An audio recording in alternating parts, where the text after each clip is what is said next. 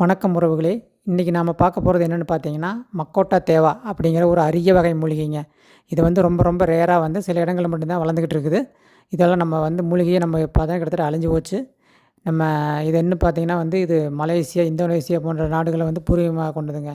இது வைரஸ் எதிர்ப்பு, பூஞ்சை எதிர்ப்பு, பாக்டீரியா தொற்று போன்றவற்றுக்கெல்லாம் வந்து ரொம்ப மருந்தாக பயன்படுதுங்க.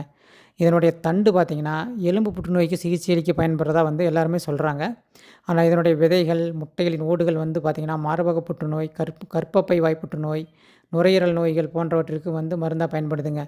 இதய நோய்கள், கல்லீரல் நோய் போன்ற சுவாச நோய்கள் இது எல்லாத்துக்குமே வந்து ரொம்ப ரொம்ப பயன்படுது.